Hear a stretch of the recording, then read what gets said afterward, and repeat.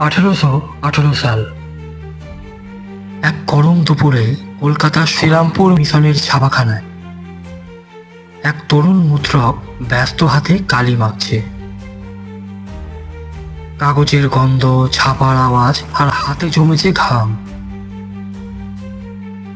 সেই দিন ছিল 23শে মে 1818, শনিবার। সেই দিনই পৃথিবী প্রথম শুনেছিল বাংলায় প্রথম সংবাদপত্রের নাম সমাচার দর্পণ। এই পত্রিকার জন্মদাতা ছিলেন দুই মানুষ, জোশুয়া মার্সম্যান, যিনি ছিলেন একজন ইংরেজ মিশনারি, এবং বাবু কেশবচন্দ্র দত্ত, একজন বাঙালি সম্পাদক ও অনুবাদক। তবে কিছু কিছু ব্যাখ্যায় বলা হয়েছে বাবু কেশবচন্দ্র দত্ত নন, বরং ব্যাপটিস্ট মিশনারি সোসাইটির জন ক্লার্ক মার্সম্যানের সম্পাদনায় ব্যাপটিস্ট মিশন প্রেস থেকে সমাচার দর্পণ পত্রিকাটি প্রথম প্রকাশিত হয়। যদিও মার্সম্যান নামমাত্রই সম্পাদক ছিলেন, তবে এটি বাঙালি পণ্ডিতদের দ্বারাই সম্পাদনা করা হয়। তাদের স্বপ্ন ছিল বাংলা ভাষায় এমন একটি পত্রিকা যা মানুষের কাছে সত্য খবর পৌঁছে দেবে।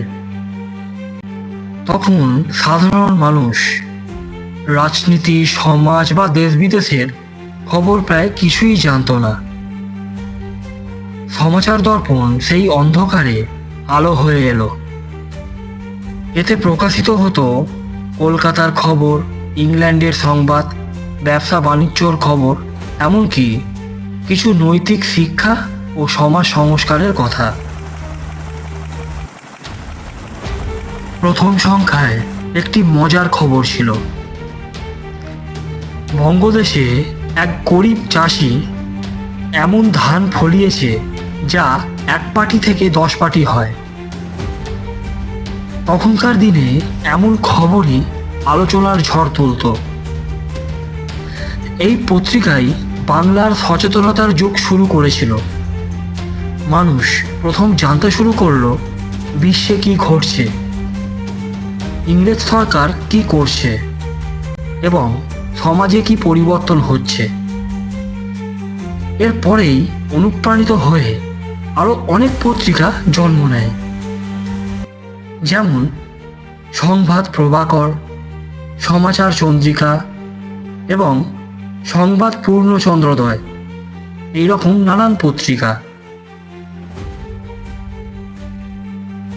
রবি ঠাকুর একবার বলেছিলেন, যে জাতি নিজের খবর রাখে না সে জাতি নিজের ইতিহাসও গড়তে পারে না। সমাচার দর্পণ ছিল সেই ইতিহাস করার প্রথম দর্পণ,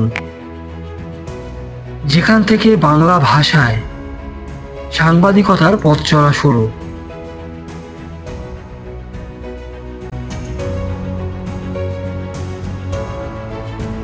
এরকম জানা অজানা তথ্য পেতে আমাদের চ্যানেল সাবস্ক্রাইব এবং ফলো করে পাশে থাকুন।